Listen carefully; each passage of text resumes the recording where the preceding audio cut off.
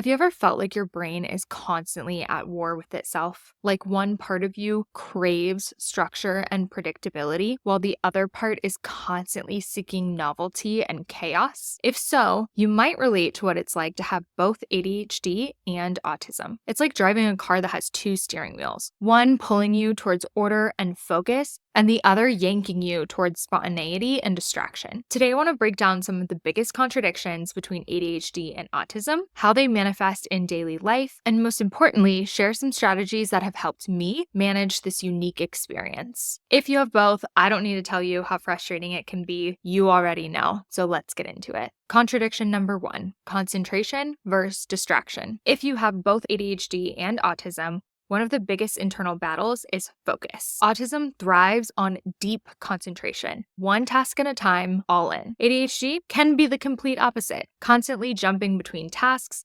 needing novelty, and struggling to stay engaged. So how does this play out in real life? Well, for me, it means some tasks require my absolute full attention, while others are literally impossible to do unless I have some type of distraction. But here's the tricky part. Too much going on at one time and I get overwhelmed, too little going on and my brain completely checks out. So it's all about finding the right level of stimulation for whatever it is that you need to get done. Here are some tips to manage this conflict. One is to identify which tasks require your full focus and which tasks require distraction or stimulation in order to get them done. Mundane tasks like cleaning or showering or brushing my teeth, all of those require some type of distraction for me. So I typically watch YouTube videos, watch TV, listen to audiobooks, listen to music, something to create stimulation while doing a mundane type of everyday task. Other types of tasks might be so stimulating that you only are doing one thing. Or you might be the kind of person that even if a task is stimulating, you need loud music playing in the background in order for you to focus on that stimulating task.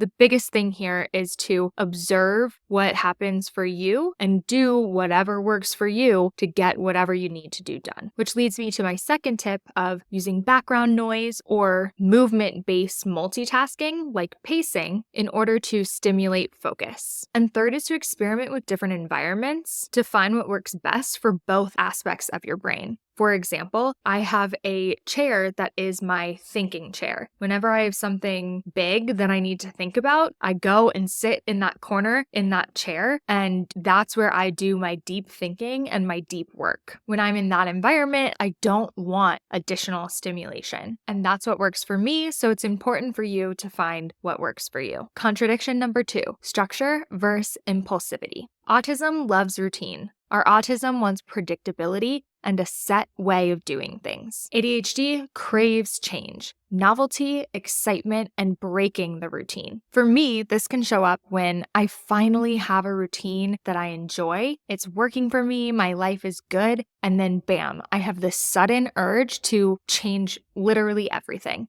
Here are my tips for how to manage this conflict. One is to plan for novelty within a structured framework. One way that I do this is with exercise and physical activity. I work out about 3 to 4 days a week that is planned, but the activity I do during that time is different. I also don't have a set time of day when I do a physical activity. So I know that 3 to 4 days a week, I'm going to go do something active.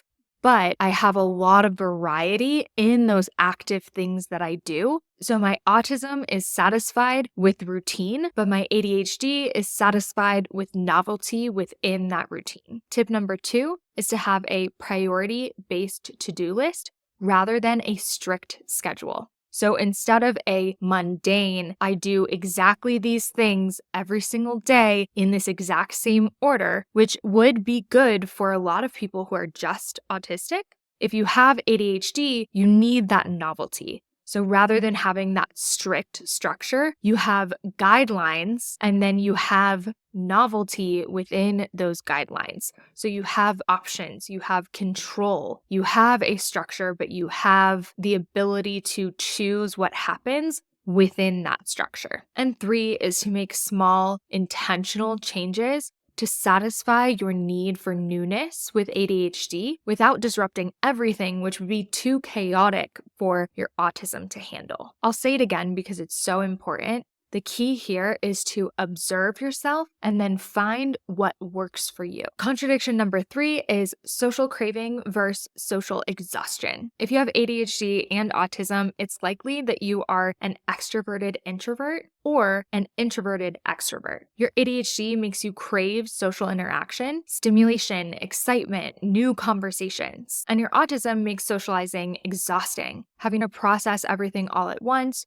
trying to keep up with so many things happening in a social environment and masking. So how this shows up for me is sometimes I really want to be social, but once I'm in a social environment, I feel really drained and kind of regret leaving my house. It's like social FOMO and social burnout happening all at the same time. So here are my tips for managing this conflict. 1 is to plan social events with built-in recovery time. What works for me is I also plan my own social events. So that way I have more control over the environment and the people who attend, and I tend to have a better time when I plan an event versus when I go to an event that someone else planned. And having the planned recovery time afterwards means that even if you are exhausted by the social interaction, you know you'll have time afterwards to rest, recover, and recharge. 2 is to choose lower energy settings and smaller group environments where you're comfortable to reduce exhaustion. So I find that it's much easier for me to socialize with people who I know very well and am comfortable with and maybe invite to my home in an environment that I'm comfortable than it is for me to go out and meet new people in a new place that I've never been. And 3 is to set limits for your social interaction so you don't push yourself into burning out. Once you start to feel tired, let's say maybe it's after an hour or 2 hours, don't be afraid to call it a night and go home. The people who you spend time with shouldn't judge you if you can't show up for a 4-hour event. They should be happy that you're there for 2 hours that you can allow, and then go home when you're feeling tired. Contradiction number 4 is emotional regulation versus emotional intensity. ADHD makes emotions intense and impulsive, often reacting before thinking. Autism can struggle with identifying emotions, feeling things deeply, but not always understanding them. This means I can go from feeling nothing to everything in a matter of seconds, and half the time, I don't even know why I'm feeling that way. So here are some tips to manage this conflict. 1 is to practice mindfulness and self-reflection to better understand emotional patterns. Especially if you have a lot going on in your life, make sure you're getting enough time alone to sit and reflect with yourself and reflect on your feelings so that you know how you feel without moving too quickly through life. 2 is to use grounding techniques to prevent emotional overwhelm. There are different somatic exercises and things that you can do when you are feeling overwhelmed that will help.